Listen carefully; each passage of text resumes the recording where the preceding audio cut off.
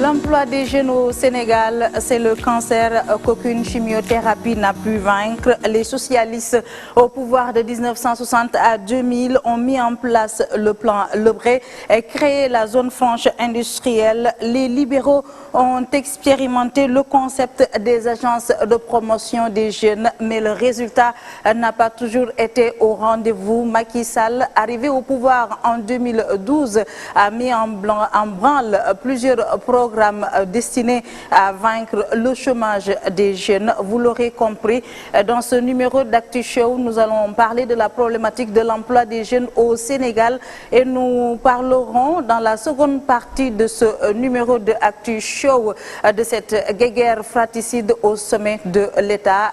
C'est pour terminer avec la replay actualité. J'ai le plaisir de recevoir ce jour Mortal Kane. Il est le directeur exécutif de la Confédération nationale des employeurs du Sénégal. Il est économiste, en même temps industriel.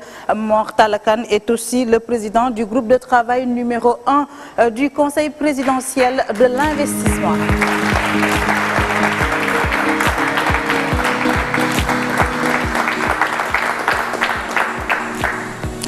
Avec nous également sur ce plateau, Pierre Ahmed Ba. Il est docteur en anthropologie. Pierre Ahmed Ba est aussi expert en intelligence stratégique. Il est le PDG de Modernis Intelligence Group.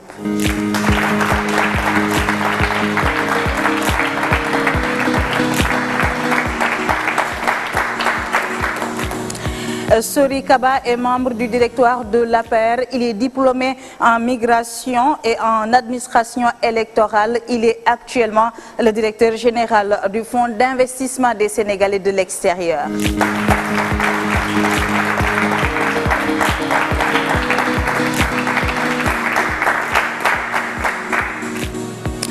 Et enfin, Abdourafour Touré, il fut directeur de l'Agence nationale pour l'emploi des jeunes. Il est membre du comité directeur du Parti démocratique sénégalais, chargé de la communication de la Fédération nationale des cadres libéraux.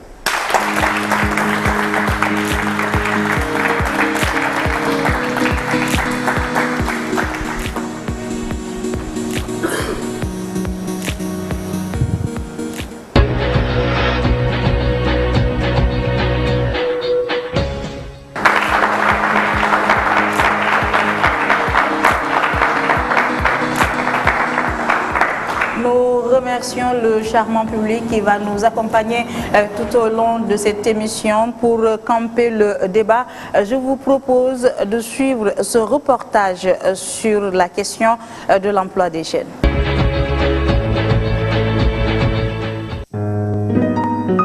Françoise Giroud disait, je cite, « Le travail structure, l'absence de travail déstructure.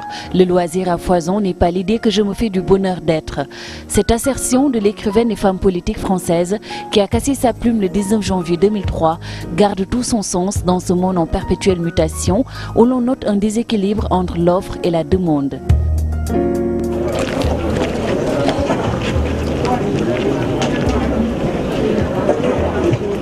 Tous les jours, des milliers d'étudiants arpentent les couloirs du temple du savoir pour donner un sens à leur vie. Ils rêvent de décrocher un emploi, mais leurs rêves butent souvent sur les réalités du marché. Moi, je suis diplômé, j'ai eu mon diplôme en licence en commerce international. Mais jusqu'à présent, je n'arrive pas à trouver un boulot. Ouais, donc, je suis obligé de continuer mes cours à l'université. Donc, vous voyez, c'est un grave problème. Parce que l'État doit mettre l'impact sur cela et créer des emplois et diminuer le train de vie. Parce que, comme vous le voyez, par exemple, partout au Sénégal, il y a une prolifération d'écoles de formation. Mais quand les gens sortent, ils ne trouvent pas de travail. Donc c'est un grave problème. C'est la raison pour laquelle donc, ils sont obligés de faire autre chose. On ne peut pas aussi être en perpétuelle politique. En politique éternelle, ce n'est pas possible. Campagne éternelle, ce n'est pas possible aussi. C'est-à-dire qu'il faut que nos dirigeants aient de bonnes visions. Une bonne vision pour la jeunesse. Il ne faut pas qu'on prenne la jeunesse comme étant, je ne sais pas, les mots de campagne. L'emploi de la jeune, l'emploi des jeunes, l'emploi des jeunes, l'emploi des jeunes, au finish, ils oublient la jeunesse. C'est ça le problème au Sénégal. C'est qu'ils oublient facilement les jeunes et que les jeunes ont besoin de travailler. Nous, on a besoin de travailler. C'est la politique gouvernementale qui a échoué. Si vous regardez, la majeure partie des étudiants, s'ils sortent, qu'est-ce qu'ils vont devenir? Des professeurs. Que vous faites allemand, russe, géographie, n'importe quoi. Après, ils vont essayer d'aller à l'école normale, de subir une formation. La seule porte, c'est quoi? C'est l'enseignement. De ce fait, même des gens qui n'étaient pas aptes à enseigner vont quand même essayer de se donner du mal pour aller enseigner. Les écueils liés à l'accès au marché du travail ont fait l'objet de plusieurs études. Les gouvernements qui se sont succédés au Sénégal ont essayé de démêler les chevaux en initiant plusieurs politiques d'emploi. Quand nous sommes arrivés, on a trouvé que même le budget de l'année ne pouvait pas prendre en compte les besoins, en tout cas que nous avons ici en termes de paiement de salaire. Donc il n'y avait absolument rien sous le régime de Wade au profit des jeunes. Wade a eu même le courage, en tout cas l'honnêteté intellectuelle de reconnaître à la fin de son mandat qu'il a lamentablement échoué sur la question de l'emploi. Maintenant, nous, en ce qui nous concerne, nous sommes arrivés dans une situation extrêmement difficile. On a trouvé un pays en chaos, en ruine. Donc nous sommes en train de reconstruire ce pays à travers ces différents, en tout cas les différents domaines, et de façon générale, et en particulier le domaine de l'emploi. Il n'y a pas photo, il n'y a pas photo du tout. Parce que si vous voyez, Maître Wade, depuis qu'il est venu, quand il est venu au pouvoir, très tôt, il a mis un ministère de la jeunesse qu'il a renforcé, qui était différent du ministère de la jeunesse et de loisirs du temps du Parti socialiste, qu'il a renforcé. Et il avait tellement compris qu'il a commencé par mettre un jeune au niveau du ministère, ce qui est capital et important. Parce que les jeunes, il faut les responsabiliser d'abord. Par contre, lorsque Macky Sall est venu, ce qu'on peut dire sur ce nouveau régime-là, on attend toujours avec patience un programme pur et dur proposé par le nouveau régime sur la jeunesse. Nous sommes en train d'attendre encore les 100 000 emplois par an promis durant la campagne électorale et à l'heure où je vous parle, il n'y a pas un cas de recrutement à la fonction publique. Le 3 avril 2013, dans son discours à la nation, le président de la République a invité le gouvernement à mutualiser les actions de l'ensemble des intervenants et des instruments de financement opérant dans le domaine de l'emploi. Des instructions réitérées lors d'un conseil des ministres tenu le 24 juin. Le gouvernement formalise ainsi sa feuille de route en matière de politique d'emploi.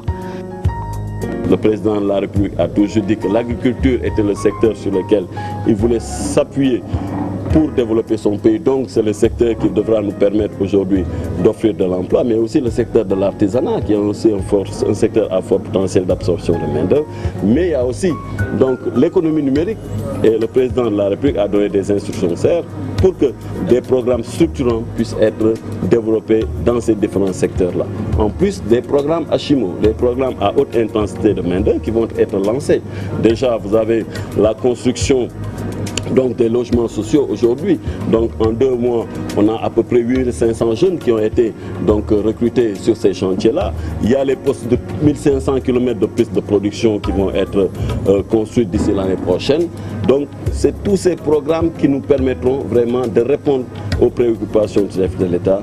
Des niches d'insertion et de promotion de l'emploi des jeunes ont été identifiées, des dotations budgétaires en faveur de l'emploi prises en compte dans le budget 2014. Le gouvernement du Sénégal est en train d'élaborer des politiques d'insertion des jeunes dans le circuit professionnel. 10 000 emplois seront créés dans le cadre du déploiement de l'Agence nationale de la sécurité de proximité.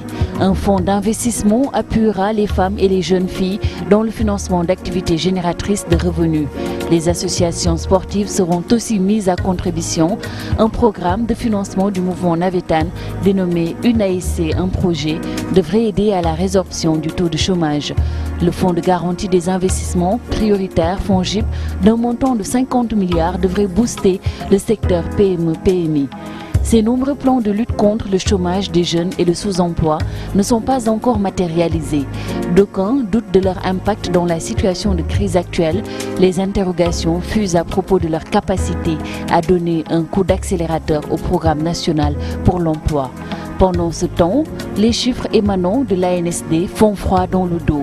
Selon le rapport 2012, sur 10 personnes en âge de travailler, seules 4 ont effectivement un emploi. Un tel diagnostic constitue sans doute un défi majeur à relever, mais faut-il se limiter à le reconnaître seulement?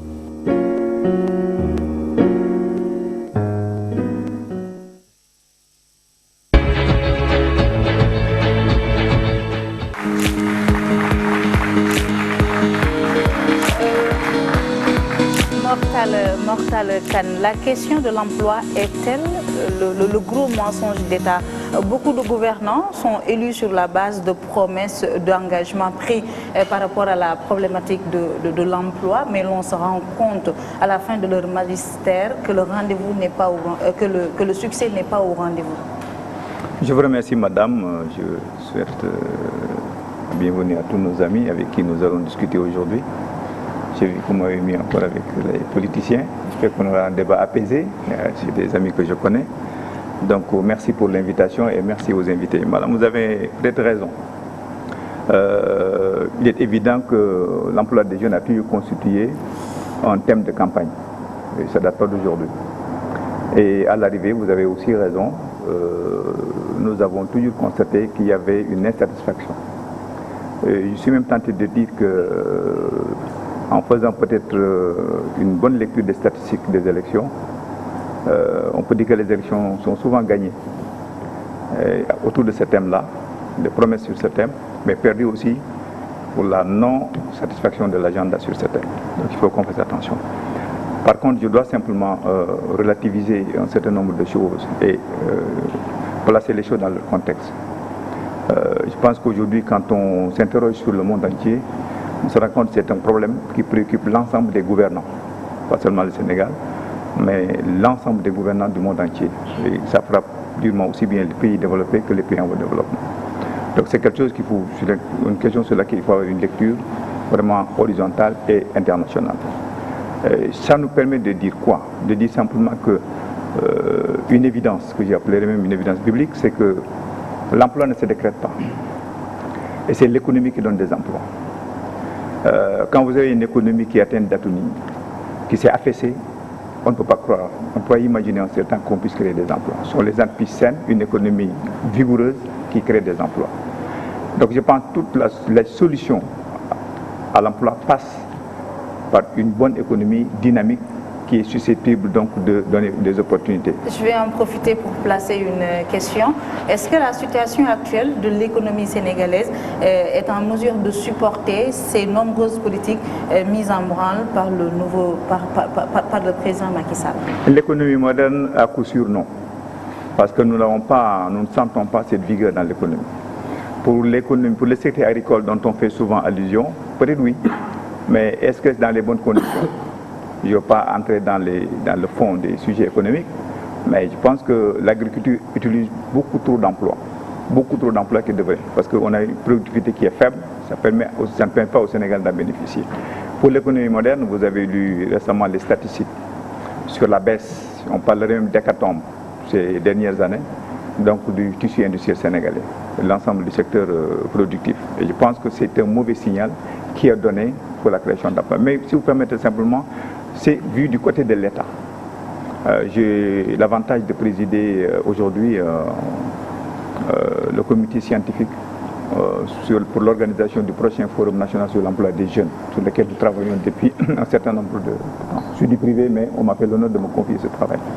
Et j'associe l'ensemble des acteurs, y compris les chômeurs. Et je voudrais simplement dire qu'il faut avoir une lecture du côté de l'État, qui a failli sur beaucoup de choses, peut-être nous y reviendrons, mais c'est un changement de mentalité pour sauver la situation. Et je pense qu'objectivement, il faut regarder les Sénégalais les yeux dans les yeux, et les jeunes les yeux dans les yeux, pour le dire que le plein d'emploi, je l'ai dit quelque part, n'existe plus. En tout cas, du côté de l'État. Votre argumentaire, c'est qu'on ne peut plus compter sur l'État. Il faut peut-être s'adosser sur le secteur privé. Il faut sur le secteur et sur les jeunes eux-mêmes. Mais est-ce que ce secteur privé bénéficie aujourd'hui d'un climat attrayant pour créer des emplois? On a beaucoup de problèmes sur l'environnement des apports. Il y a un travail qui est fait, un travail colossal, mais il reste un certain nombre de choses parce qu'on est dans un environnement qui n'est pas aussi avantageux qu'on peut l'imaginer. Mais on y travaille depuis longtemps à travers le Conseil présidentiel d'investissement. Mais il y a le fait qu'effectivement, dans cet environnement, il faut compter avec ce que je disais tout à l'heure, une nouvelle conception du travail, qui ne serait plus le travail fourni par l'État, qui a des limites objectives, il faut le reconnaître, on ne peut pas aller au-delà, sinon c'est toute la collectivité qui paye en incapacité et en suremploi. Mais il faut voir aussi du côté des entreprises qui ont, nous l'avons dit, des difficultés à embaucher le secteur privé. Mais il faut surtout maintenant voir une autre piste. Et c'est là qu'il faut travailler, c'est l'auto-entrepreneuriat. Il faut qu'on puisse donner à tous les jeunes les moyens de s'investir. C'est la solution qui marche le plus dans tous les pays émergents. Il faut absolument que l'initiative privée, l'initiative des jeunes soit mise à niveau, qu'on puisse les aider avec tous les instruments qui sont annoncés de manière efficace pour que ces jeunes puissent aller en entrepreneur. Il faut que les jeunes les poussent à pouvoir oser et qu'ils soient accompagnés efficacement par l'État et par l'ensemble des institutions pour auto-entreprendre. C'est la seule solution parce que dans l'élément que nous avons vu, le diagnostic du jeune est pertinent. On n'a même pas besoin de faire d'autres analyses sur la question. Il a parlé de la formation, les difficultés d'orientation, les mauvaises orientations dans le cycle universitaire. Tout le monde sait que l'université c'est l'abattoir. On ne gagne rien à l'université aujourd'hui. Deuxièmement, que l'État ne peut plus embaucher. Ça, on l'a vu. Tout le monde devait être dans l'enseignement. On ne peut pas le faire. Donc je pense qu'il faut qu'on arrête le débat et qu'on se regarde sérieusement. On a une économie qui n'a pas la capacité de supporter la demande dont on nous dit c'est 200 000 jeunes qui viennent au niveau du marché du travail chaque année, qui sont souvent mal formés et dont on ne cherche pas le recyclage. Parce que quand même, je suis désolé, mais quand vous voyez le profil de l'enseignement qu'on donne, des formés, aujourd'hui je suis désolé. Mais vous demandez à un entrepreneur, il peut dire que c'est pas possible. C'est pas possible. On ne forme pas quand on a un pays avec des faibles ressources. Il faut l'efficacité. Sori Kaba, vous avez annoncé la mise en place du FONGIP, un projet qui devrait rebooster le secteur des PME. Vous avez également, toujours dans le domaine des annonces, évoqué la création de 10 000 emplois avec l'Agence nationale de la sécurité de proximité. Au-delà du discours, concrètement, qu'est-ce qui peut être fait? Maïmouna, je vous remercie et je salue mes co-débatteurs, en commençant par M. Khan, pour son propos clairvoyant et profiter effectivement de ce plateau pour saluer l'ensemble des téléspectateurs qui suivent Actu Show et à l'occasion de ce mois béni du mois de Ramadan, solliciter les prières du bon Dieu pour que notre Ramadan soit accepté et que nos vœux soient exaucés.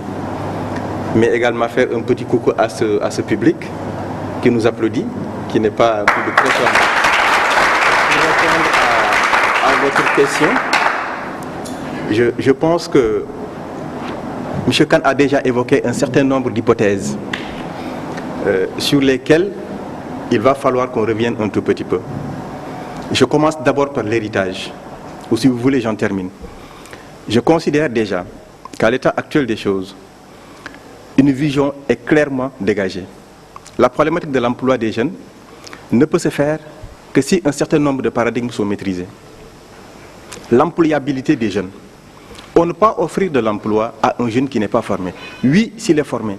Est-ce qu'aujourd'hui, du côté du secteur privé, ce jeune est capable d'y s'émouvoir par rapport à ses aptitudes professionnelles? Je veux dire, adéquation entre l'emploi, entre la demande et l'offre. Toutes ces questions, à mon avis, doivent être posées et ils sont en train d'être posées, M. Khan l'a dit, à l'occasion du forum qui est mis en œuvre pour aborder la question de l'emploi dans des profondeurs. J'ajouterai un élément important qui fera un déclic du côté du secteur privé, c'est le pacte de stabilité et de croissance qui est en train de se préparer pour le mois de novembre et qui va permettre à l'ensemble des acteurs, parallèlement au forum qui est dédié à l'emploi des jeunes, pour poser la question du secteur privé et de la capacité d'absorption par rapport à la demande d'emploi. Parce que nous tous, nous savons que le secteur public ne peut plus embaucher. C'est le secteur privé qu'il faut renforcer. Et aujourd'hui, il y a des problèmes parce que l'héritage est lourd. M. Khan l'a tout à l'heure dit. Et c'est à ce niveau-là que des mesures ardues sont en train d'être initiées. Juste quelques petits éléments par rapport à ce pacte de stabilité et de croissance. Ça va permettre à l'État de venir à bout de toutes les difficultés que rencontre aujourd'hui le secteur privé. Parce que le secteur privé, s'il est dans de très bonnes conditions pour absorber toute la demande d'emploi qui sort des écoles de formation professionnelle, a priori, il y aura beaucoup d'offres d'emploi et systématiquement, on sera dans des proportions très réduites par rapport à la demande d'emploi. le domaine qui, par excellence, est un puissant générateur d'activité économique et d'emploi, c'est l'agriculture. On ne le dira jamais assez. Parce que l'agriculture, aujourd'hui, au Sénégal, occupe plus de 60% des gens qui sont en activité. L'agriculture, nous avons une économie quasiment agricole. Nous dépendons carrément de l'agriculture, même si notre agriculture est encore pas du tout mécanisée. Donc il va falloir, sur la problématique agricole, l'aborder de fond en comble pour, en fin de compte, venir à régler la question de l'emploi à travers l'agriculture.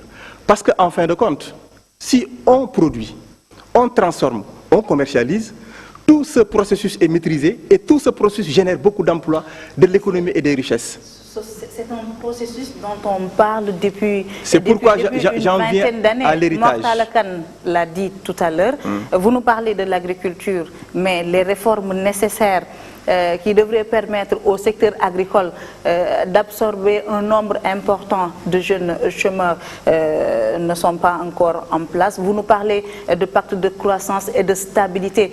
On en est encore au discours alors que vous en êtes à la 2e année de votre mandat. Vous n'avez que 3 ans peut-être pour matérialiser cela et atteindre l'objectif de création de 500 000 emplois.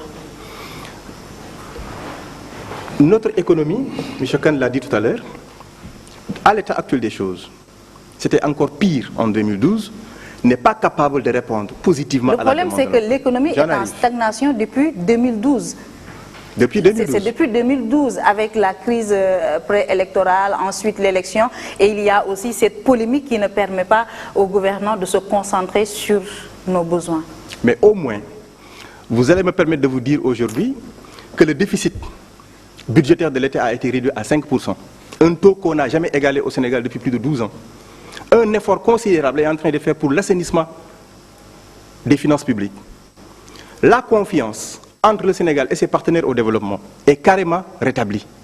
En 2012, vous l'avez dit et vous l'avez constaté. La France vous a refusé une aide budgétaire. Oui, mais que la France nous refuse une aide budgétaire, ce n'est qu'un paquet de bleu dans la mer. En parlant de partenaires, je vais au-delà de la France. Pour juste quelques chiffres, pour illustrer mon propos, au moins, en 2012, on a réussi au moins à signer des conventions qui ont mobilisé l'équivalent de 485 milliards de francs CFA. Vous me direz qu'on n'a pas confiance en un tel gouvernement, je dirais non. En termes d'appui budgétaire, on a réussi à mobiliser 169 milliards de francs CFA. Et de 2012 à maintenant, avec tout ce que cela suppose, comme notre économie, qu'on est incapable de supporter l'ensemble de la demande en matière d'emploi, il va falloir assainir. Et c'est ces bases d'assainissement qui vont offrir les conditions de croissance et d'émergence de notre économie. C'est un passage obligé, parce que l'héritage, il était excessivement lourd. Vous en conviendrez avec moi. Le service de la dette était à 40% des recettes fiscales. Comment pouvez-vous, à travers une telle économie, répondre favorablement à la demande de l'emploi? Ce n'est pas possible. Il va falloir assainir, il va falloir mettre les conditions de réussite et d'émergence de notre économie pour qu'ensemble nous puissions nous mouvoir dans les grandes orientations qui vont ensemble permettre aux Sénégalais d'avoir un mieux vivre collectif et de restaurer la dignité humaine en offrant de l'emploi aux jeunes qui en demandent et qui en demandent encore. Mais si on compare avec la situation actuelle de l'économie, pensez-vous que vous êtes en mesure de respecter vos engagements de création d'emplois? Quand on réussit à réduire le déficit budgétaire de l'État à 5 points. Ça, ce n'est rien par rapport à une politique globale. Non, mais je vous donne un exemple parmi tant d'autres. Parce que vous ne pouvez pas venir aujourd'hui dire que vous avez réduit le déficit budgétaire de l'État, parce que tout simplement, vous avez agi sur un seul point. C'est un ensemble global sur lequel vous avez mis en branle. C'est une machine, c'est une mécanique, à travers laquelle il y a eu effectivement cette réduction du déficit de l'État. Le service de la dette, je l'ai dit, représentait plus de 40% des recettes fiscales. Oui, mais est-ce que vous êtes en mesure aujourd'hui, si l'on se fonde sur les agrégats macroéconomiques, est-ce que vous êtes en mesure de respecter vos engagements? Nous sommes en train de couler tout doucement vers un redressement, un assainissement des finances publiques, mais aussi un reprofilage de la dette publique qui nous permettra d'avoir une économie forte et concurrentielle et de pouvoir répondre favorablement à la demande de l'emploi. En passant évidemment par les secteurs à forte intensité de main-d'œuvre. Et sur ce secteur-là, en effet, il y a un dispositif, un mécanisme d'accompagnement du secteur privé, je l'ai dit tout à l'heure. Vous avez fait allusion au FONGIP, le FONSIS, la BN2, qui sont autant d'instruments financiers mais qui vont permettre... ne sont pas encore mis en branle. Ils ne sont pas mis en branle parce qu'on ne peut pas continuer à s'endetter.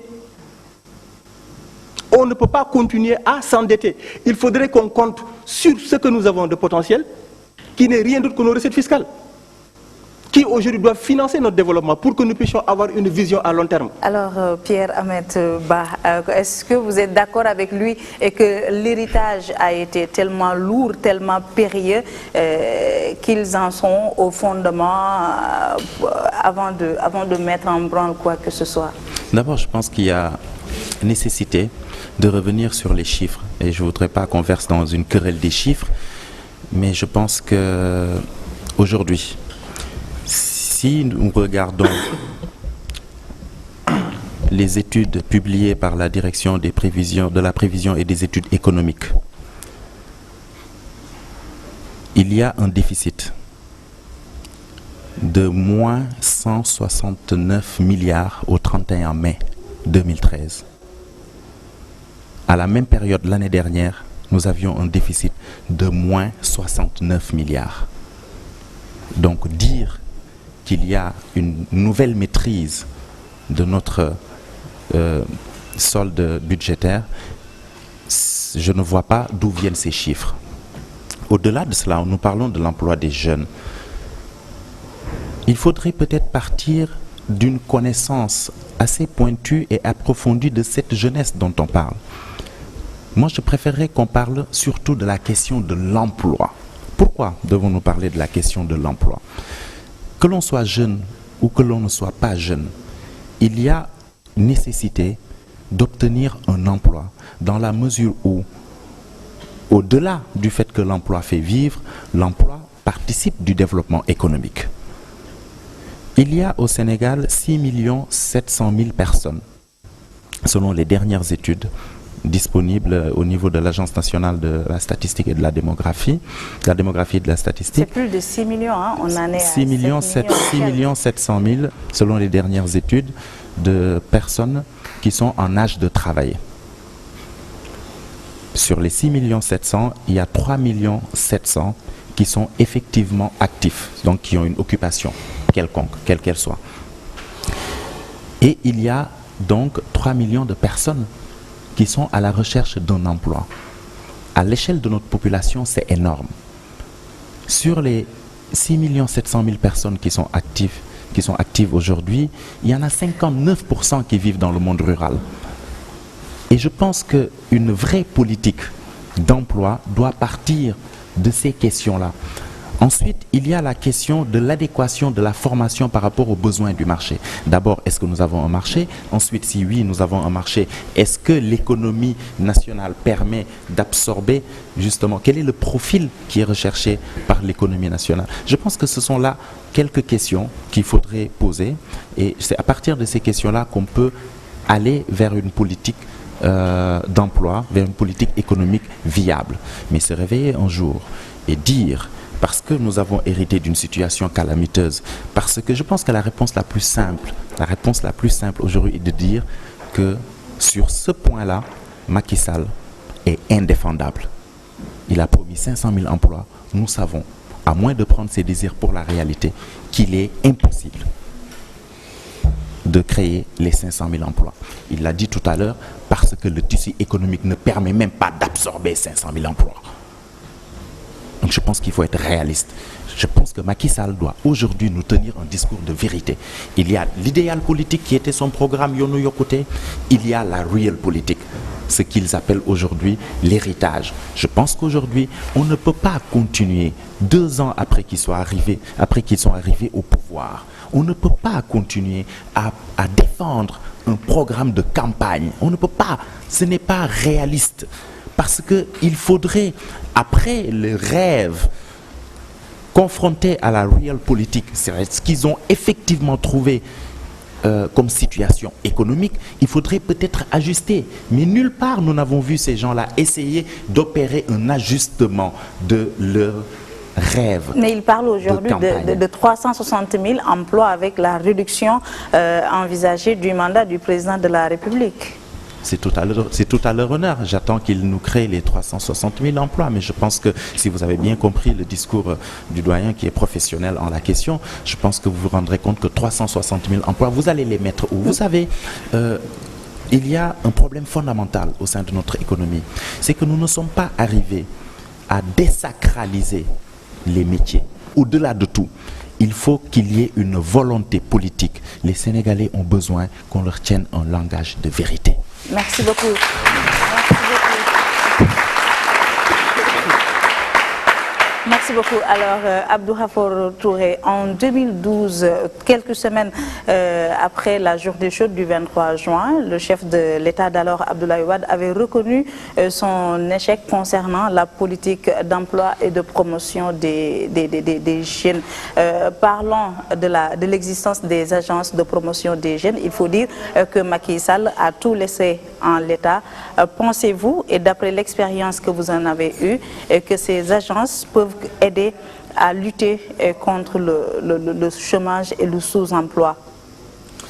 Merci madame, je voudrais vous remercier pour cette invitation, saluer tout notre grand frère monsieur Kane avec qui et tous les autres, Pierre et mon ami Kaba avec qui je partage ce plateau. Je voudrais dire que sur la question de l'emploi, avant de venir à votre question, c'est une question qui est extrêmement importante et j'aimerais aujourd'hui qu'on ait un débat comme l'a suggéré à l'entame de son dépolitisé. Moi je vous avais dit quand on m'a appelé que je préfère ne pas venir sur ce plateau en tant que PDS, mais plutôt comme expert du secteur de l'emploi. Parce que c'est comme ça qu'on aura un débat utile et ne pas opposer héritage, projection. Parce qu'en réalité, parler d'héritage... Mais il faut aussi assumer l'héritage, mais j'en viens. C'est pourquoi il faut qu'on essaye de voir si on veut véritablement avoir un débat utile pour les Sénégalais, pour les gouvernants et pour les jeunes, qu'on mette tous les problèmes sur la table. Vous savez, dans notre pays, en 2012, la précision, parce que faire référence à Wade, Wade c'est le passé. Wade n'existe plus. Les Sénégalais n'ont plus confié leur avenir et leur destin à Wade. Ce qu'a dit Wade il y a 1 an et demi, et encore une fois, il faut relativiser. Il n'a pas dit qu'il a échoué.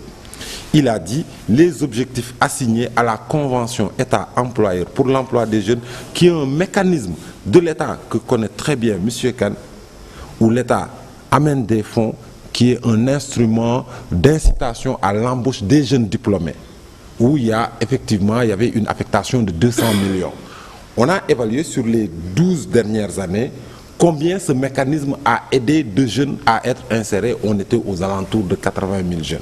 C'est là où il a dit nous avons échoué parce que l'État peut multiplier par 10 son intervention pour amener ce fonds au-delà de 2 milliards pour doper la création d'emplois à travers ce mécanisme. Bon, c'est vrai qu'il l'a dit au Conseil présidentiel de l'investissement, les politiques s'en sont saisis. Bref, c'était des propos de campagne. Ce qu'il y a lieu de dire, votre question, les agences d'emploi sont pertinentes dans notre dispositif. Ce qu'il faut considérer, je ne dis pas que jusqu'en 2000, il n'y avait pas de politique d'emploi. Monsieur Kane, il sera d'accord avec moi, pour quelqu'un qui connaît le secteur, que jusqu'à l'heure où nous parlons, le Sénégal n'a disposé d'un document de politique nationale pour l'emploi qu'en 2011. Depuis 1960. Vous savez, un État qui n'a pas de document de politique validé, ça n'a jamais existé. Mais il faut s'interroger sur l'utilité de ce document de politique nationale d'emploi, dont le terme est fixé à 2015, avec un objectif de 675 000 emplois à créer. Oui, non mais j'en viens. C'est-à-dire sur le plan institutionnel, il faut qu'on s'accorde déjà. Nous avons eu, à partir de 2000, un changement de paradigme dans la prise en charge des préoccupations des jeunes, en intégrant la dimension promotion socio-économique qui a amené effectivement la création du FNPJ, de l'ANEJ et de tout un ensemble d'instruments. Avec une approche volontariste, on a évalué à partir de 2006. Il y a eu beaucoup d'erreurs, mais le succès, c'est qu'on a tenté, on a essayé un nouveau mécanisme, quelque chose d'innovant en mettant assez d'argent dans le secteur. Mais depuis 2007, les gens ont ont essayé, sur la base de l'évaluation, ont essayé de modifier. Quelles ont été les recommandations? Moi, je suis désolé et je suis très amer si aujourd'hui, en 2013, dans mon pays, on parle sur la problématique de l'emploi des jeunes, de réflexion, de forum national. Je connais la qualité de M. Kane. Mais aujourd'hui, un forum national, mais c'est un non-sens. Parce que dans le contexte actuel, on n'est plus au Sénégal. Tous les problèmes ont été identifiés. On n'est plus au Sénégal dans une situation de réflexion conceptuelle, méthodologique. Non, aujourd'hui, le gouvernement devait être dans une situation de réflexion opérationnelle. Comment il faut faire? Quels sont les programmes? Comment répliquer ces programmes qui constituent une bonne pratique? Comment allouer des ressources? Parce qu'en réalité, qu'on nous dise aujourd'hui, si vous prenez le budget, moi je parle de faits, le budget de la neige, le budget du FNPJ, le budget de l'ensemble des instruments. Moi, le budget que j'ai laissé en 2012, c'est le même budget qui évolue. Si vous allez au ministère de l'Emploi, c'est le même budget. Vous pensez qu'un État sérieux qui a une ambition, il a un ministère de l'Emploi, de la jeunesse et de l'Emploi qui a un budget de 5 milliards. C'est manquer d'ambition pour son pays. C'est ça les problèmes. On a identifié les problèmes. On a aujourd'hui un document de politique nationale de l'emploi. On a un plan national d'action pour l'emploi des jeunes.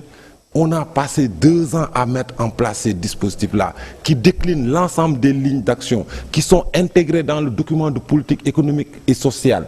Il s'agit simplement d'aller chercher les ressources. Qu'on revienne après 1 an pour nous dire, et d'ailleurs l'aveu le plus clair, et ce jour-là, je dis au moins il y a le devoir d'honnêteté. Le Premier ministre a été honnête en disant sur la question de l'emploi des jeunes, nous sommes dans une phase de réflexion. C'est honnête de le dire. Parce que, et même ce qu'il dit sur la question, parce qu'il est issu du secteur économique, je ne l'ai jamais entendu dire ou s'engager dans des promesses chimériques. Le président dit nous allons créer 500 000 emplois. Il ramène à 350 000. En vérité, ce n'est pas possible. Techniquement, c'est possible. C'est techniquement possible de créer 350 000 emplois.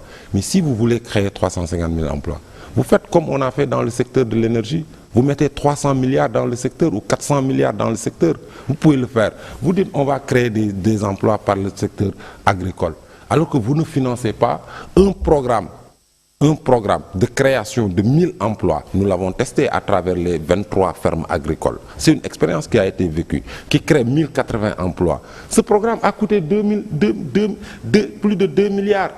2 milliards 500 millions. 2 milliards 500 millions pour créer 23 fermes sur toute l'étendue du territoire national. Si vous êtes à 10 000 emplois, il faut plus de 20 milliards. Si vous voulez créer 200 000 emplois, il faut mettre plus de 200 milliards. Donc si vous n'avez pas ces moyens et vous énoncez ces chiffres, c'est vraiment ne pas... C'est créer, c'est manipuler les jeunes, c'est créer un faux espoir sur les jeunes. Rappelez-vous, moi je fus directeur général d'une agence nationale pour l'emploi. Je dis qu'il faut dire aux jeunes qu'il faut leur tenir un discours de vérité et pas un discours politicien. Ce qui s'est passé au building administratif, qu'on dise aux jeunes que l'État va recruter, qu'on ait eu 100 000 demandes. 153 000. 153 000 demandes, en sachant clairement que l'État ne recrutait que 2800 personnes. En sachant quelles sont les conditions de recrutement dans l'administration. C'est par voie de concours. Les emplois, c'est-à-dire l'État et les acteurs politiques, il faut quitter cette pression de la cible, cette pression de l'opinion, pour tenir un discours vrai, ce qu'on peut faire. Merci et ne beaucoup. pas faire des promesses qu'on ne peut pas tenir. Merci beaucoup. Mortala Kane. Je pense qu'ici, tout le monde s'accorde à dire qu'il faut un discours de vérité. Est-ce qu'aujourd'hui, le gouvernement a la possibilité de respecter l'engagement de 360 000 emplois à créer? Madame, j'ai dit que je ne voudrais pas qu'il y ait des incompréhensions. Ce que pense le gouvernement, moi je ne le sais pas, je ne suis pas du gouvernement, je ne suis pas politique, je dis simplement en tant que technicien, je suis privé, on m'en confie un travail et je pense bien faire parce qu'il faut se mettre à la disposition de son pays. Mais est-ce qu'on n'a il a pas dit dépassé, quelque chose comme il l'a d'important. dit, le Oui, cadre mais, de la je dois rappeler quand même, j'ai beaucoup d'estime pour Khafour, mais vous voyez, si vous avez suivi les informations récemment, l'Union européenne, sur la pression de tous les États, vient de mettre en place un budget énorme pour l'emploi des jeunes. Je pense que c'est une question mondiale. Et cette façon de dire tout le temps, on a souvent réfléchi. On peut toujours réfléchir et mal réfléchir. La réflexion n'est qu'une activité.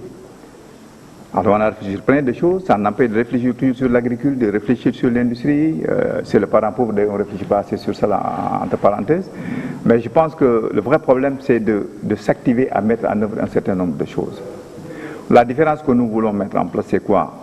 C'est de réunir tous les acteurs. Le langage de vérité, je pense, ça a été le premier propos que nous avons tenu. Il ne s'agit pas de donner des emplois à qui que ce soit. On ne peut pas le faire. L'État ne peut pas le faire. Il faut quand même que, c'est là où je suis d'accord avec Khafour, qu'on se libère de la pression de la cible. Il faut qu'on dise à l'ensemble de la communauté ce qui est possible et ce qui ne l'est pas. Aujourd'hui, malgré les bonnes intentions, et je le répète, la répétition est pédagogique, c'est l'activité économique qui, quand elle se développe, crée des opportunités d'emploi. Un privé ne crée jamais une entreprise pour créer des emplois. Un secteur privé crée une entreprise et à l'occasion est obligé d'embaucher. L'État peut le faire, mais l'État, quand l'État embauche, pour le besoin d'embaucher, c'est la collectivité qui paye. Et ça impacte un peu sur l'agrégat macroéconomique. Donc je pense qu'aujourd'hui, j'ai vu beaucoup de jeunes qui, s'ils sont aidés, relèveront le défi. Pas totalement, mais une partie du défi, en tout cas, porteront plus loin l'emploi, leur propre emploi, que ce que pourrait faire un État ou le secteur privé. Mais encore faudrait-il armer ces jeunes, c'est-à-dire leur donner la possibilité de leur donner d'abord la formation qu'il faut en entrepreneuriat, leur donner la possibilité d'obtenir des financements. Et pour le moment, FNPJ, ANEJ, surtout le FNPJ qui allouait des financements aux jeunes, n'en a pas les moyens. Le budget de l'ANEJ ne permet pas certaines entreprises dans ce genre. C'est la raison pour laquelle la question de la rationalisation est importante. On ne peut pas mettre de l'argent dans des dispositifs qui en consomment plus que les destinataires. Ce n'est pas possible. La deuxième chose, c'est que je pense que l'argent ne règle pas tout. Il faut sérieusement réfléchir aux moyens, des moyens de commande, parce qu'on n'a aucun moyen de financement des activités. Je ne crois pas qu'on finance des activités, des emplois. On finance des activités créatrices d'emplois. C'est le grand malentendu qu'on a eu dans ce pays-là. Vous voulez créer des emplois, vous voulez avoir des emplois, vous dites je crée des activités qui respirent et qui embauchent des jeunes. Je vais en amont, je fais de la formation. Vous savez, madame, ce qui me fait le plus mal dans ce pays-là, c'est parce que sous l'emprise, ce besoin d'emploi des jeunes qui est légitime, parce que l'emploi, le chômage est d'abord un problème, un drame humain avant d'être un problème économique. Quand vous avez un jeune en âge de travailler, qui reste, malgré tous les efforts consentis par lui et par sa famille, n'arrive pas à trouver un emploi et sentir ce sentiment d'inutilité dans une société complètement communautaire, ça devient grave. Et c'est ça qu'il faut voir d'abord. Et malheureusement, nous avons une prolifération de fausses opportunités qui leur sont offertes dans le système de formation. Je l'ai dit tout à l'heure, la formation qui rime à rien, qui prend l'argent des parents, l'effort des jeunes et qui les jette dans la rue. Il y a une prolifération extraordinaire d'écoles de formation en tout. C'est des prédateurs et des chasseurs de primes qui sont sur le marché et qui sèment l'illusion. Et au bout, la désillusion et qui sèment le drame dans notre jeunesse. Il faut absolument que l'État prenne, au moins ça ne coûte pas de l'argent, la responsabilité de savoir qui forme, comment former et vers quoi on forme. Je pense que c'est ça le vrai problème. On ne peut pas ne pas avoir d'emploi et avoir les parents qui s'appauvrissent à force de financer des illusions. Moi, je pense que c'est ça la première chose. La deuxième, maintenant, pour répondre un peu à... Je n'ai pas le fétichisme des chiffres, hein, je ne veux pas en avoir. Je suis économiste, mais je ne veux pas l'avoir. Mais je dis seulement, c'est bon de temps en temps. Tu as les problèmes macro. C'est mon opinion depuis que j'étais étudiant. Moi, je ne veux pas être victime de la philosophie de l'approche macroéconomique. Vous savez, quelqu'un a dit une réflexion extrêmement importante. On ne peut pas avoir de la rigueur, ou bien il faut avoir de la rigueur et de la vigueur. Il faut choisir entre la rigueur et la vigueur. Je pense que nous sommes, malheureusement, nous ne sommes pas compris. Et nous sommes sous le joug des institutions internationales qui nous imposent une rigueur aujourd'hui sur laquelle veulent se sortir tous les pays de l'Union européenne. C'est un chemin avoir toujours les yeux rivés sur les agrégats macroéconomiques, c'est important pour asseoir des fondements sûrs. Mais tant qu'on n'aura pas une approche beaucoup plus simple, qu'on n'aura pas libéré les craintes, ces camisoles de force dans lesquelles nous sommes mis, les États auront les poings et les pieds liés. On n'aura pas les moyens et on est obligé, comme l'a dit, de s'endetter. L'endettement, contrairement à ce qu'on dit, l'endettement n'est pas mauvais en soi. Il faut quand même que les gens se disent la vérité. Un ménage s'endette, un État s'endette, etc., une entreprise s'endette. L'endettement n'a pas de... On ne peut pas avoir dit que l'endettement est mauvais. C'est l'utilisation de l'endettement et justement son autonomie vis-à-vis de l'utilisation. C'est ça qui est important. Quand on s'endette pour s'endetter et que l'utilisation n'est pas rationnelle, n'est pas optimale, ça c'est dangereux. Mais qu'un pays s'endette, on a vu le Canada dans l'histoire qui a eu un niveau d'endettement extraordinaire. Les États-Unis, c'est le pays le plus endetté au monde. Mais c'est déjà l'utilisation qu'on a fait. Donc vraiment, ce débat sur l'endettement du Sénégal, il faut qu'on l'écarte et qu'on voit un peu pourquoi le pays s'endette. Et ça, c'est extrêmement important. Maintenant, pour revenir à l'histoire, à la question des jeunes là-bas, je pense qu'on ne peut pas ne pas réfléchir. On passe parce qu'il y a eu des réactions, des réflexions qui sont passées. Et d'ailleurs, le résultat a été négatif. Si les résultats avaient porté, on n'en serait pas là à parler de l'emploi.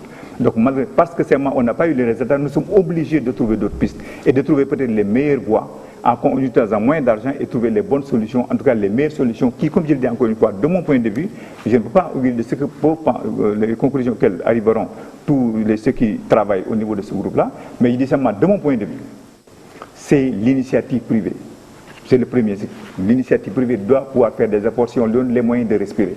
Avec ce que nous avons sur la fiscalité, bon, c'est un long débat, on doit revenir là-dessus, mais les entreprises ont l'impression qu'ils ont dans son corps, ils ne peuvent pas respirer, donc ils ne peuvent pas. Mais est-ce que le gouvernement a fait des pas en direction de ce secteur privé? On nous annonçait hier que la commande publique a diminué de 80%, même si la dette intérieure a été carrément épongée. Et puis il y a aussi ce nouveau code général des impôts qui pompe le sang du secteur privé. Je pense qu'il faut qu'on aille vers, même avant date, il faut qu'on arrive à concrètement, qu'est-ce que le nouveau gouvernement a fait en direction du secteur privé? Non, je dis que sur la réforme fiscale, nous étions demandeurs de la réforme fiscale, mais dans une orientation qui n'est pas celle à laquelle nous sommes. Il y a des frictions, il y a des inconvénients, il y a même des problèmes complètement...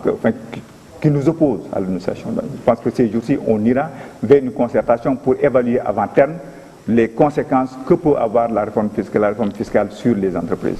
En tout cas, pour nous ne sentons pas des effets positifs globalement sur les entreprises. Parce que nous sommes dans une situation d'atonie, comme j'ai dit tout à l'heure, l'économie. Il faut pomper. Vous savez, il ne faut pas réinventer la roue. Quand vous voyez ce qui se passe dans l'Union européenne, où on donne des moyens supplémentaires, où on porte à bout de bras, même au temps vraiment du capitalisme aux États-Unis, vous voyez ce que les Américains ont fait. On ne pensait jamais que l'Angleterre allait faire ce qu'elle a fait, en portant à bout de bras des entreprises.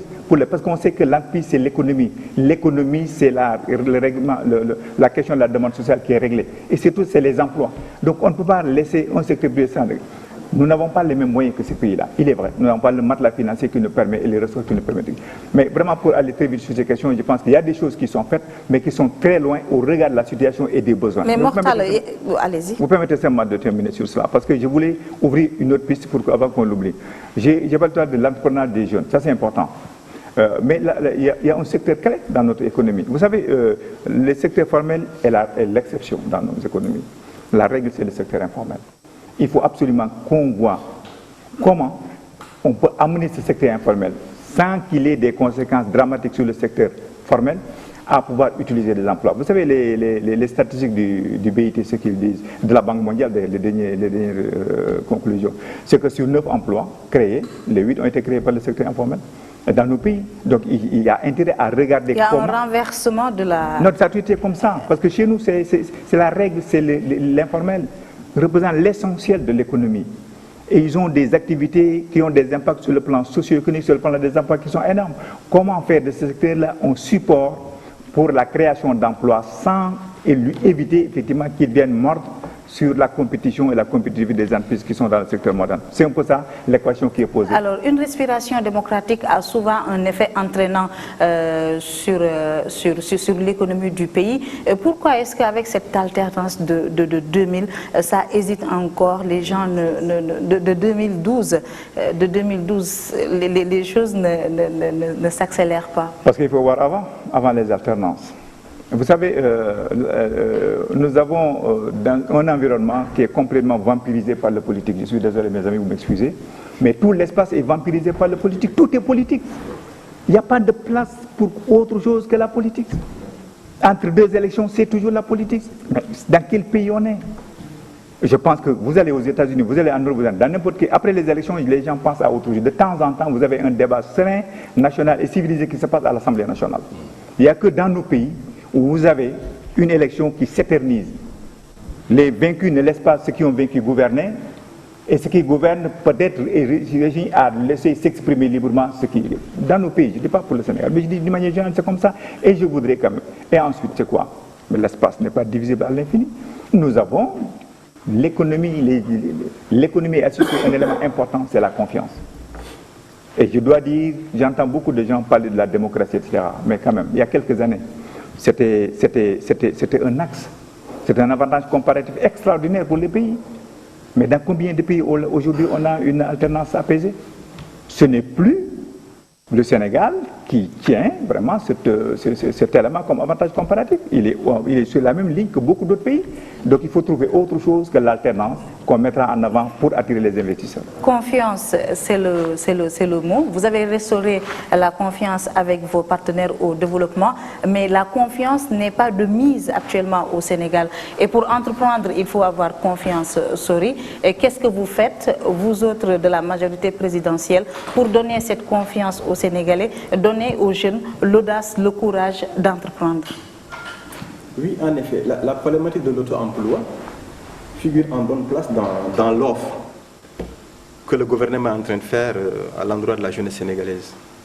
Mais au-delà de la jeunesse sénégalaise, tous ceux-là qui ont besoin d'emploi. Et pour cette raison, je voudrais préciser juste quelques éléments qui permettront de clarifier et de mieux contextualiser le débat que nous entretenons. On ne peut pas, c'est impossible, c'est pas possible. Dans les conditions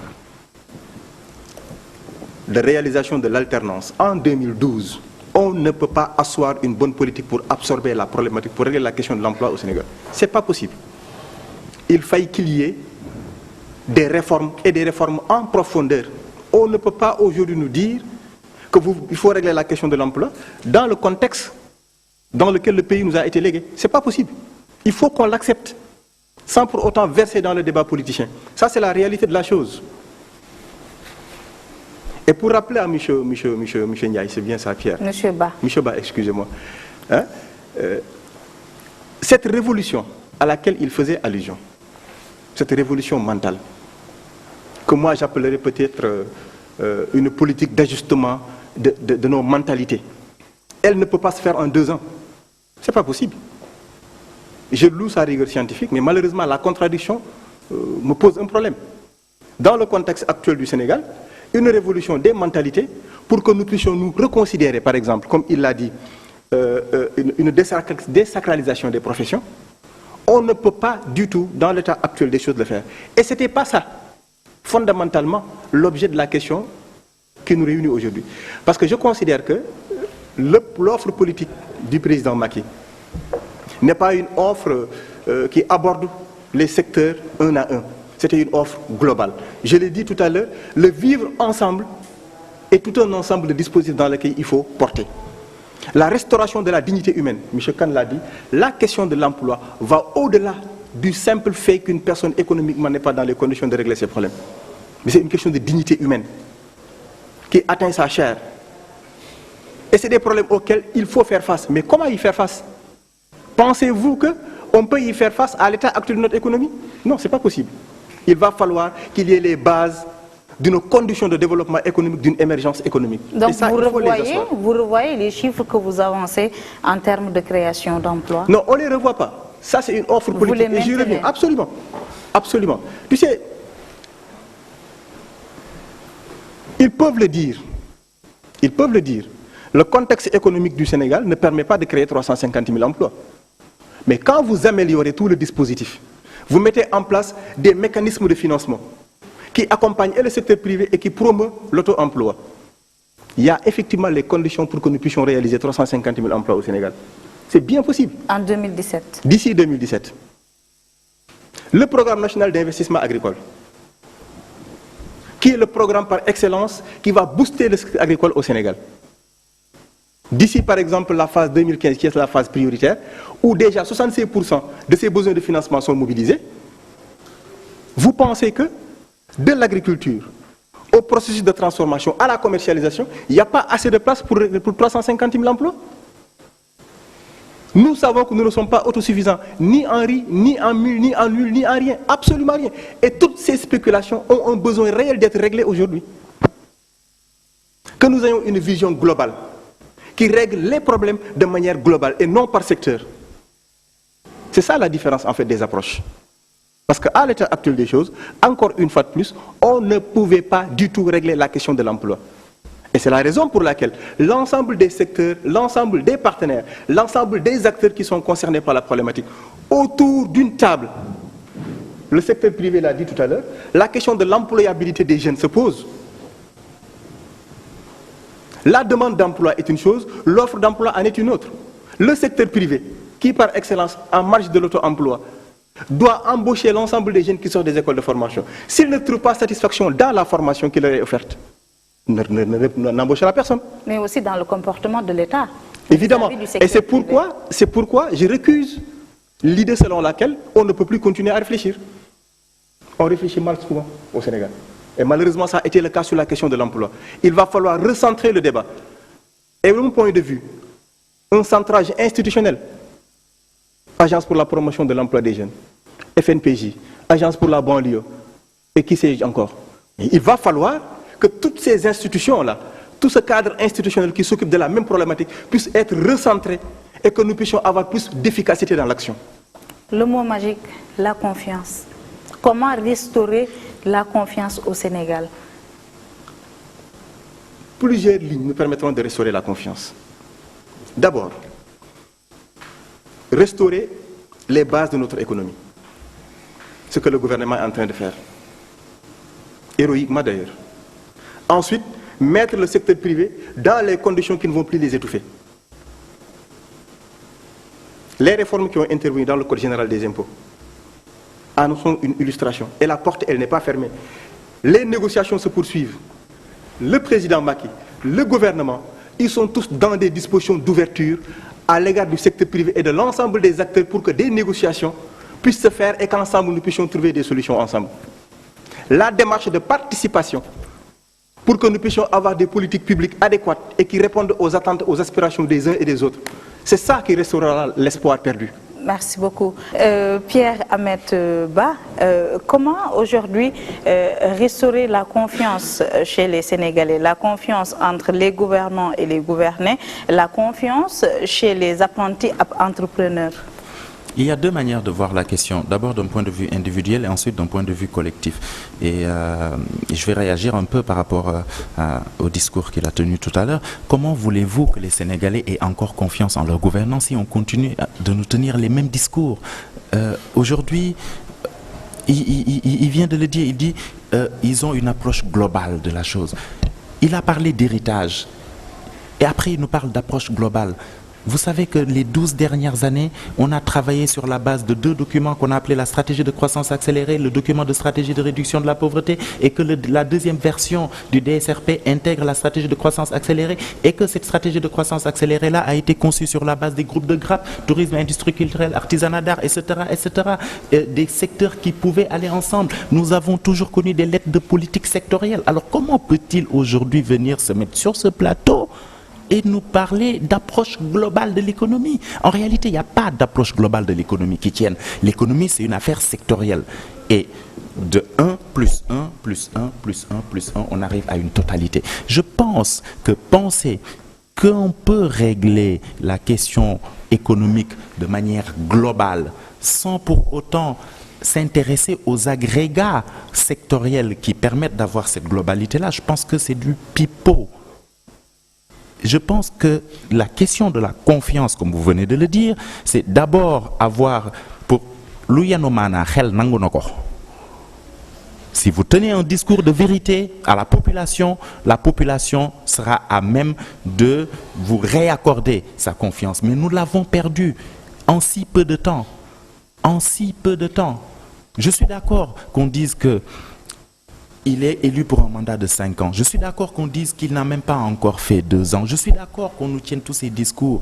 Mais cin bu naree neex bu baxee xeeñ Olof Njaay ko wax. On ne peut pas aujourd'hui trouver des excuses. Quand il s'est présenté, mais il savait, il était dans le gouvernement pendant 7 ans. Il savait ce qu'il attendait, ou il était censé savoir si tant est qu'il ait vraiment été responsable à l'intérieur de ce gouvernement-là. On ne lui a pas forcé la main. Il s'est présenté de son propre chef. Qu'il ne vienne pas nous dire « je ne peux rien faire parce que j'ai hérité d'une situation calamiteuse ». C'est parce que la situation était calamiteuse qu'il est justement là.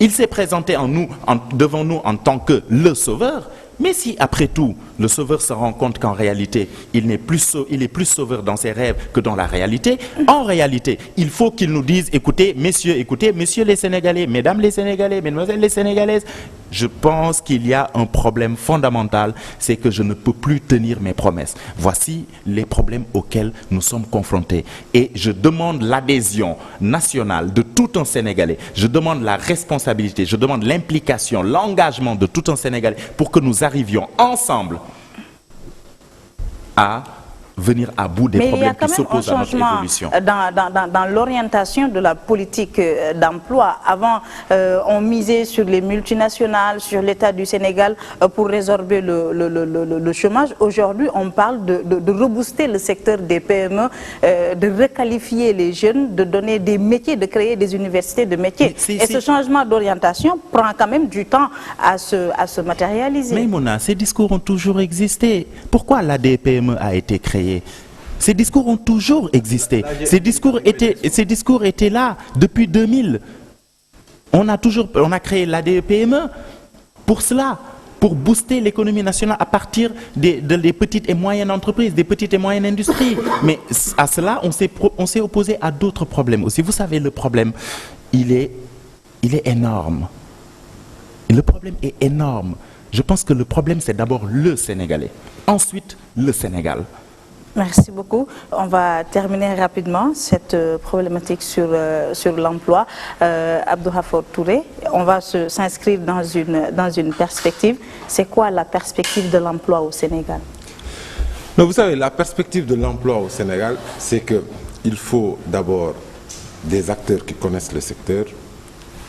L'État du Sénégal a passé 6 mois à chercher un directeur de l'emploi. Tous ceux qui étaient pressentis ont refusé le poste. D'abord. Il faut... Pourquoi je parle de réflexion? Parce que quand on parle de réflexion, je reviens encore sur la réflexion et pour mettre en perspective. Parce que les éléments de diagnostic, c'est quoi?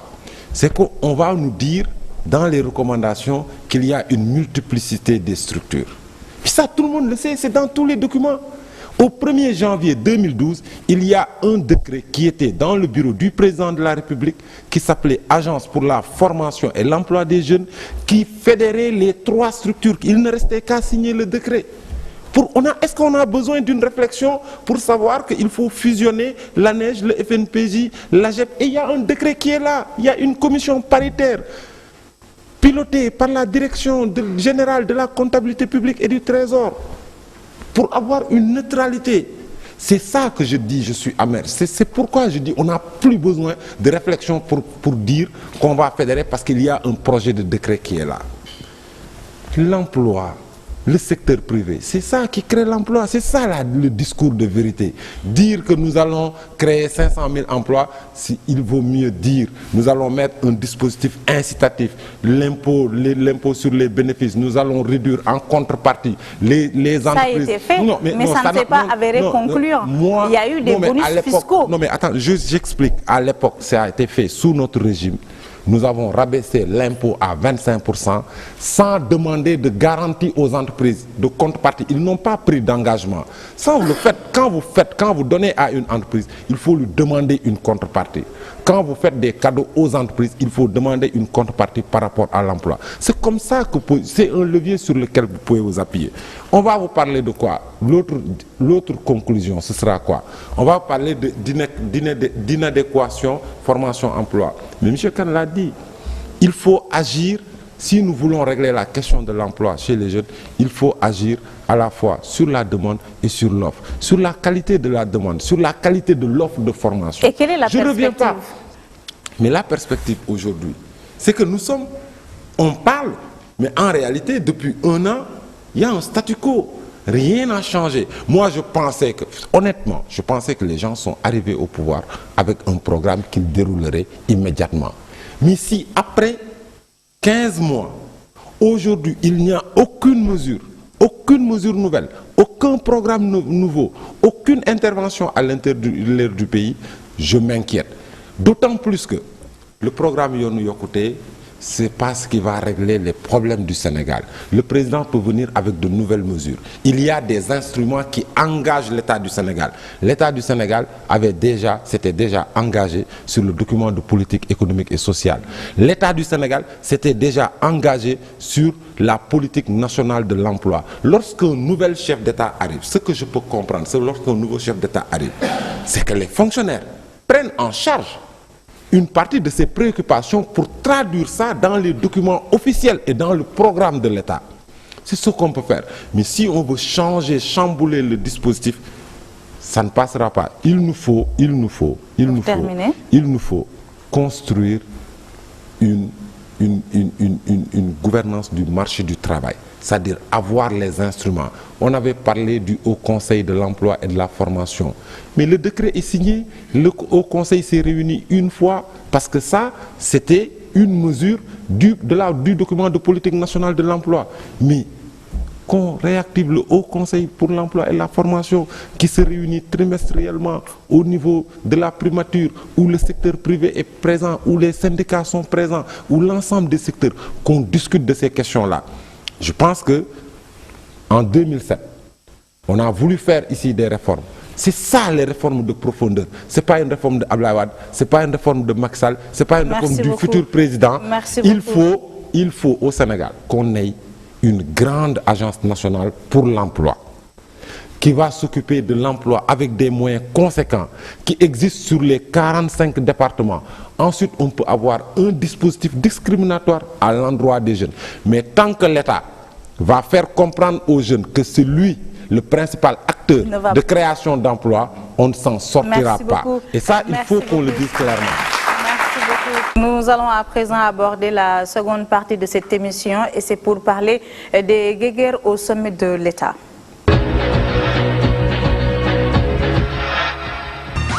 C'est la presse nationale qui a dispersé les effluves d'une collision des ambitions au sommet de l'État. L'homme d'affaires Mamadou Diagne Ndiaye, promu récemment ministre conseiller, convoitait un siège au niveau de la commission exécutive du Comité international olympique. La session extraordinaire qui s'est tenue à Lausanne, en Suisse, a rejeté la candidature du Sénégal. Le CIO ne donne pas de motif, mais un lien est vite établi avec une supposée candidature du Premier ministre Abdoul qui aurait brouillé les pistes. La presse nationale en fait ses choux gras. Le chef du gouvernement sénégalais est accusé de haute trahison par une certaine presse et des membres du comité olympique sénégalais. Le président de la République est interpellé par les tenants de cette thèse qui souhaitent qu'il tire toutes les conséquences de cette bravade, lui qui avait officiellement dans une correspondance parrainé la candidature du président du PNOS. Des rumeurs persistantes font état d'un remaniement imminent les jeudis 4 et vendredi 5 juillet. Des rumeurs qui prendront les contours d'une vérité présidentielle avec une annonce de Souleymane Jules Diop, le chargé de la communication du chef de l'État. Le président Macky Sall tirera toutes les conséquences de cette situation, assène-t-il d'un ton déterminé. La fin de cycle du gouvernement d'Abdoul Mbaye est décrétée. Les journalistes prêtent une oreille attentive aux échos émanant du palais de Roum. Samedi 6 juillet, le Premier ministre rompt le silence dans le quotidien Libération et démonte tout l'argumentaire de ses pourfendeurs. Les rumeurs de remaniement ministériel se dissipent. Mamadou Diagne Ndiaye s'emmure toujours dans un silence assourdissant. La confrontation est différée.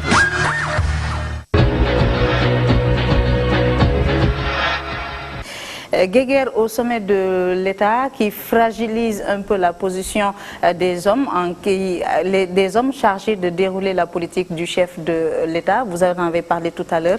Au Sénégal, on a sur 12 mois de la politique, rien que de la politique, et cela a des conséquences néfastes sur l'économie. Je vous remercie, je m'excuse, je n'ai pas applaudi parce que je n'ai pas applaudi la guerre. Pour ça, tout à l'heure. Et je pense que vous avez raison. Je pense que tous les Sénégalais sont meurtris quand ils voient qu'il y a un agenda qui n'est pas un agenda totalement sénégalais et totalement économique.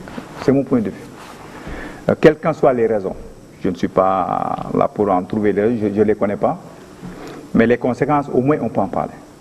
Conséquence, c'est quoi? C'est que ça ajoute un peu, là où on peut y avoir des dividendes sur la question de l'alternance pacifique.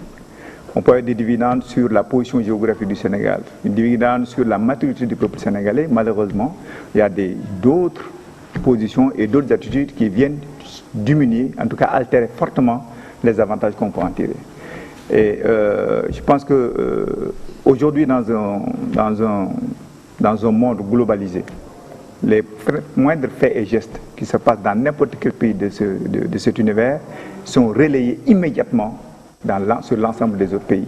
Et l'investisseur est un acteur économique, je l'ai dit tout à l'heure, un acteur économique qui n'investit que sur la base de la confiance. Donc tout ce qui se manifeste négativement et qui renvoie à une mauvaise image, déjà l'image de la sous-région elle est mauvaise, et le Sénégal est lu à travers l'image de la sous-région.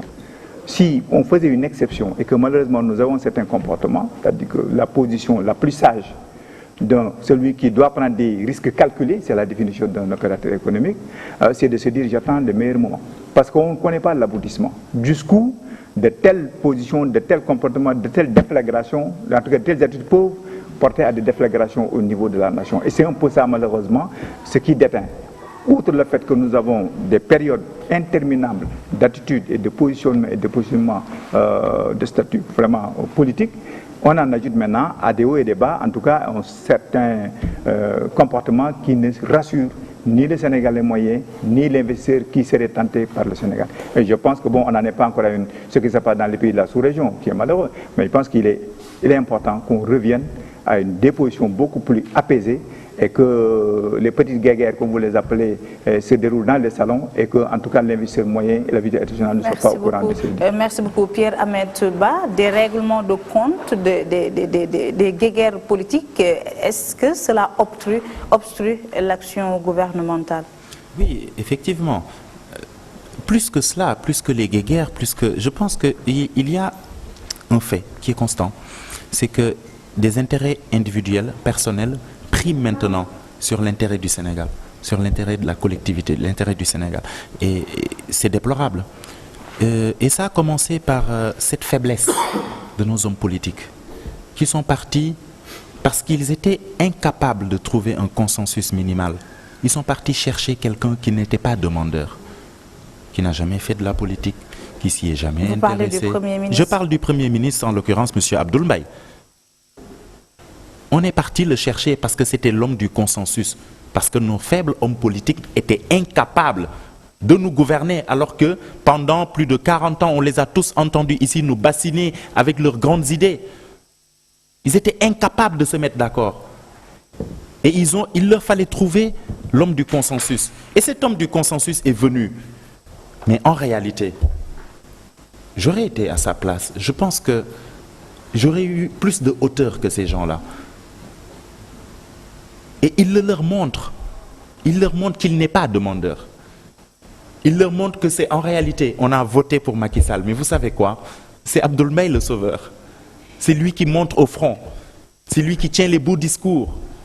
C'est lui qui va insulter à l'Assemblée nationale aussi, devant nos honorables députés. Mon point de vue est très simple à ce propos. Abdoul Mbaye ne nous mènera nulle part. Il a montré ses limites. C'est un banquier. Il a opéré une réforme, je ne sais pas comment on pourrait l'appeler, mais il a atteint ses limites. Ça fait 1 an et demi que le pays ne tourne pas. Est-ce que ça tourne, ce pays-là? Est-ce que ça tourne? Parce que ça, c'est une micro-société sénégalaise. Est-ce que ça tourne? Eh bien voilà. Le peuple a faim.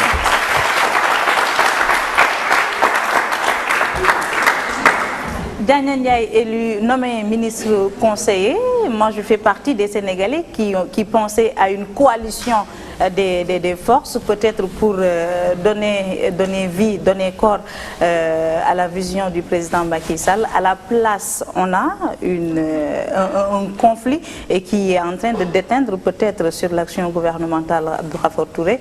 Est-ce que vous faites partie de ces Sénégalais qui ont eu la même réflexion? Mais oui, conflit au sommet de l'État, le pire, c'est que c'est un conflit de riches. Conflit de riches. C'est quoi en réalité l'objet du conflit Abdoul Mbaye Diagne Ndiaye? C'est pour siéger au comité exécutif du CIO, qui est une offre. Mais est-ce que les Sénégalais savent c'est quoi le comité exécutif du CIO? C'est un endroit où les plus riches du monde se retrouvent, où on copte de père en fils ou bien par parrainage.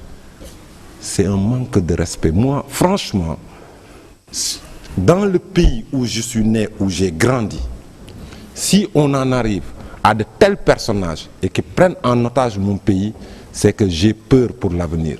Et ça rappelle la faiblesse de la formation des hommes politiques et la dimension des hommes politiques qui incarnent aujourd'hui l'avenir de cette nation. Je pense que c'est un problème de fond, que des gens qui n'ont pas mouillé le maillot, des gens qui ont leur argent, des gens qui sont au service de lobby économique, d'industrie, il faut appeler un chat un chat. Il faut appeler un chat un chat. Diagne Ndiaye est le bras de Mimran, la compagnie sucrière sénégalaise.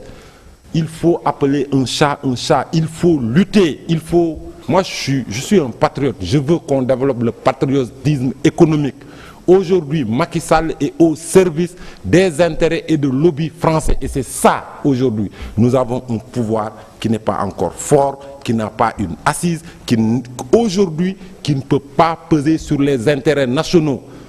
Abdoul Mbaye, Amadou Kane, ministère des Finances, Diagne Ndiaye, tout ça, c'est le capitalisme français. C'est ça la réalité dans ce pays.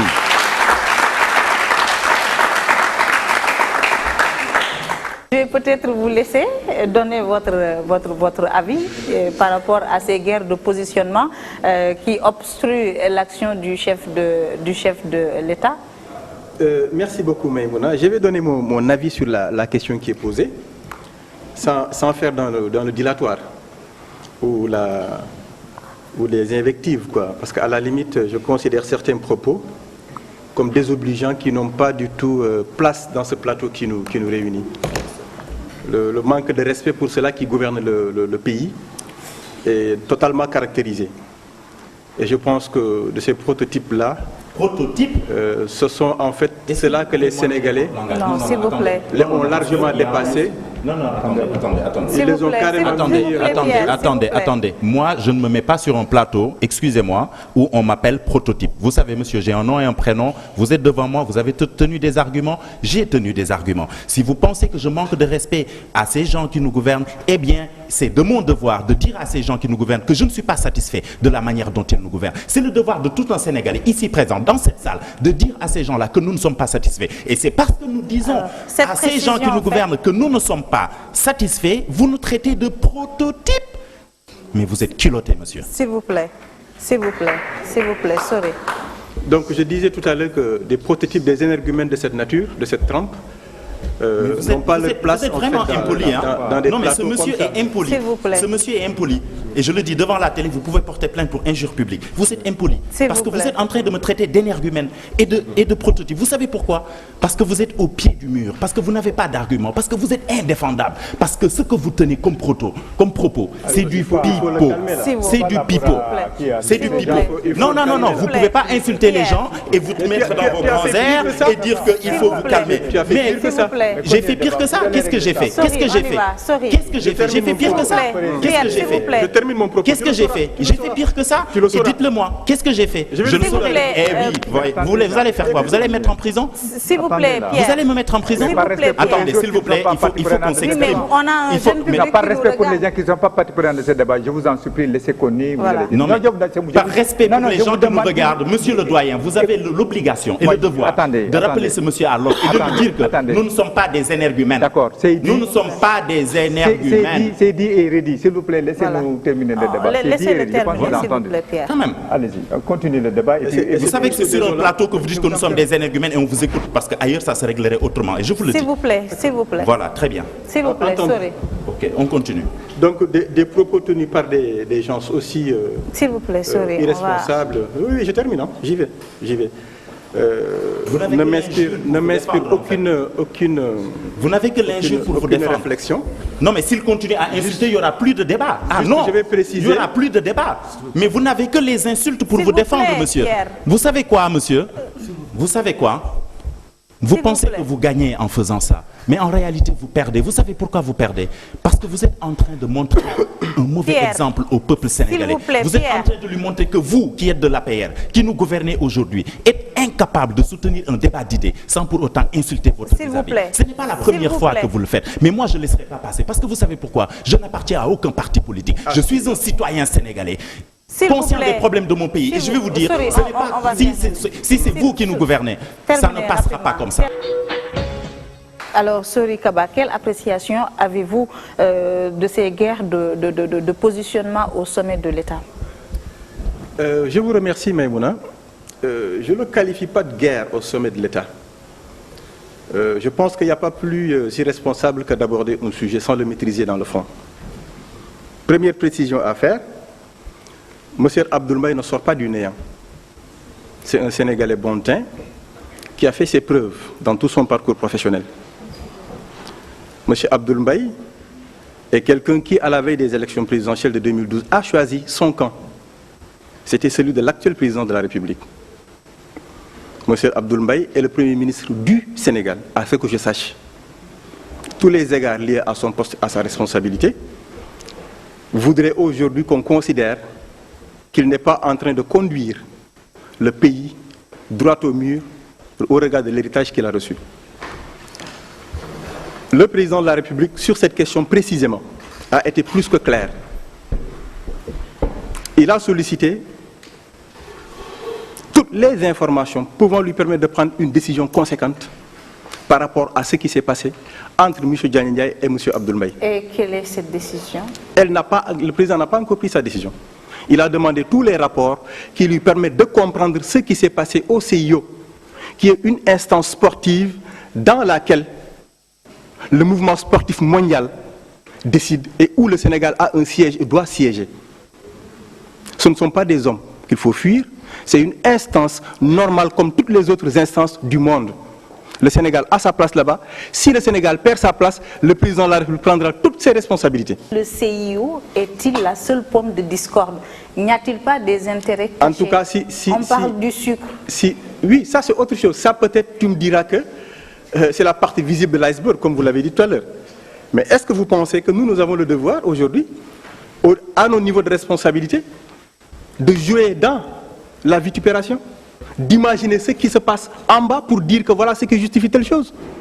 On ne se le permettra pas. L'argumentaire doit être solide, doit être démontré pour que nul n'en ignore. Le président de la République, en tant que clé de voûte des institutions de notre République, est en train de s'y affairer pour prendre la bonne décision. Merci Et je pense qu'il n'y a pas plus sage que ça. Merci beaucoup. Nous allons terminer. Merci beaucoup. Nous allons terminer avec la replay actualité. Moi, je n'entends pas intervenir dans ce duel fratricide entre responsables de la police. J'attends les conclusions de l'enquête et les conclusions que la justice va tirer de cette affaire.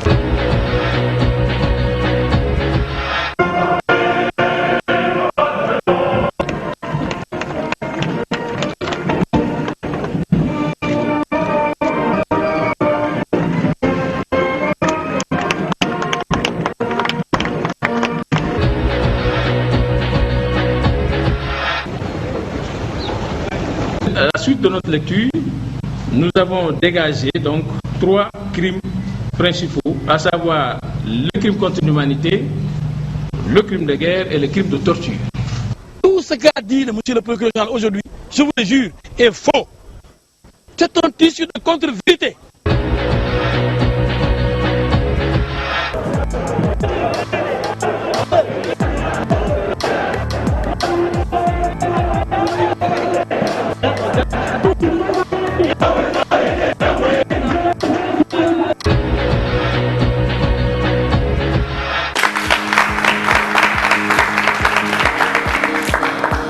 Alors, Mortal Khan, quel est l'élément sur lequel vous allez commenter? Tout peut se résumer, madame. Vous savez, nous avons le goût de l'autoflagellation.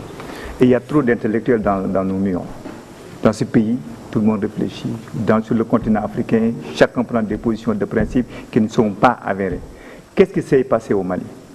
Pensez sérieusement qu'on doit incriminer la France ou bien incriminer l'incapacité de nos États à s'organiser pour défendre un pays membre de l'Union africaine. C'est ça le vrai problème. Sans l'armée française, que je le veuille ou non, le Mali n'aurait plus existé. Sur l'histoire après, il y a des fondamentaux qu'on ne maîtrise pas. Et j'ai l'impression qu'il y a des règlements de compte par personne, par dossier interposé. Et tout ceci nous dessert en tant que citoyens, soucieux uniquement de la promotion de l'investissement et de l'économie de notre pays. Je pense qu'il y a beaucoup de sujets de débat sur lesquels nous perdons trop de temps à la place des autres. Merci. Et je voudrais qu'on se rencontre sur l'essentiel qui est la reconstruction de notre pays et que certaines attitudes, certains comportements et certaines réflexions pseudo-intellectuelles qui nous dévient de l'obligation du continent africain à se prendre en charge et à émerger, à avoir des ambitions pour le continent soient complètement dépassées. Merci. Nous ne pouvons pas faire faire. Merci beaucoup, Pierre-Ahmed Ba. Quel est l'élément qui vous intéresse? Mais je pense que les 2 éléments qui m'intéressent le plus, c'est les éléments qui concernent directement le Sénégal, parce que rien ne m'intéresse d'autre si ce n'est le Sénégal. Et donc toute réflexion que je peux avoir en dehors de nos murs, je les conduis que dans la seule mesure où le Sénégal y peut avoir son intérêt. Et je ne vois pas quel est l'intérêt du Sénégal, justement, à porter cette affaire à Bré en bandoulière, comme si nous étions investis d'une mission divine, d'une mission sacrée, qu'il faille automatiquement exécuter pour faire plaisir à je ne sais qui, mais certainement à des gens qui vivent loin des réalités que nous vivons et qui ne nous rapportent ni directement ni indirectement rien dans la manière dont nous menons notre quotidien. Ça, c'est d'un. Deuxièmement, je pense que sur la situation en Égypte et sur la situation au Mali, qui sont des situations on ne peut plus désolantes, dans la mesure où c'est des Égyptiens qui se battent contre des Égyptiens et c'est l'Égypte qui va perdre. C'est des Maliens qui se battent contre des Maliens et au finish c'est aussi le Mali qui va perdre. Et je pense que ça devrait être une façon de voir les choses et de mieux entrevoir l'avenir pour notre pays, dans la mesure où on parle aujourd'hui de scandales au sein de la police qui toucherait à ce qu'on appellerait un trafic de drogue. Or, nous le savons et nous le savons fort bien que ce même trafic de drogue, de stupéfiants, d'armes, et dans la lisière du Sahel, notamment au Mali, à nos frontières, génère 800 millions de dollars l'année. Et ça, je le tiens du dernier rapport de l'Organisation des Nations Unies contre la drogue et les crimes. Cela veut dire quoi? Cela veut dire qu'il y a des complicités d'État. Et ça, nous le savons fort bien, ça s'est passé en Guinée-Conakry, ça s'est passé en Guinée-Bissau, l'Algérie se bat contre, l'Égypte aussi devrait se battre contre la Mauritanie, qui est un trait d'union entre le monde arabo-berbère et le monde négro-africain, aussi se bat contre, et où cela risque de se retrouver. Et c'est au même moment qu'on parle justement de scandale de trafic de drogue au sein de la police. Je pense qu'il faudrait que sur cette affaire-là, que le chef de l'État prenne ses responsabilités tout de suite, aussi rapidement que possible, et qu'il règle définitivement cette question-là. Merci beaucoup, Abdou Hafor Touré. Lequel de ces éléments vous intéresse directement? Écoutez, moi je vais commencer par l'histoire de la police, parce que je pense qu'il faudrait aborder cette question avec prudence et tact. Je pense que les autorités de l'État doivent aborder cette question avec prudence et tact. On ne sait pas pour le moment ce qu'il y a de vrai et ce qu'il y a de faux. Je pense que la police est extrêmement importante. Dans notre pays, nous avons au Sénégal une police très professionnelle qui est sollicitée partout, qui est dans les missions de maintien de la paix, partout à travers le monde. Je pense que nous n'avons pas intérêt les acteurs de la police, les autorités de l'État et tous les acteurs, tous les citoyens de ce pays. Personne n'a intérêt à discréditer, à jeter le discrédit ou l'opprobre sur notre police. Merci beaucoup. Sori. Là où tu as terminé, Khafor, parce que je pense que il faudrait qu'on puisse préserver nos institutions de certaines considérations. Le ministre de l'Intérieur a été plus qu'éloquent sur la question, en tant que chef de la police nationale, considérant que des enquêtes sont en train d'être menées pour que les responsabilités soient situées et que le règne de l'impunité ne soit plus en vigueur. Et je pense que ça renvoie à ces réformes en profondeur qui ont permis aujourd'hui à la République sénégalaise de considérer qu'il n'y aura plus de voleurs au col blanc. Merci beaucoup. Le règne de l'impunité, c'est fini, c'est derrière nous. Merci beaucoup, Sori Kaba, directeur général du Fonds d'investissement des Sénégalais de l'extérieur. Nos remerciements à Mortal Khan, directeur exécutif de la Confédération nationale des employeurs du Sénégal. On a eu le plaisir aussi de recevoir Pierre Ahmed Ba, docteur en anthropologie, PDG de Modernis Stratégique. Modernis Intelligence Group, et enfin Abdou Khafor Touré, ancien directeur général de l'Agence nationale pour l'emploi des jeunes. Il est membre du comité directeur du Parti démocratique sénégalais. Nos remerciements à ce charmant public qui nous a accompagnés tout au long de cette émission.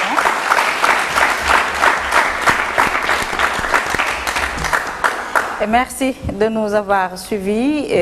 Restez avec nous sur la première chaîne de télévision privée du Sénégal. Au revoir. Merci.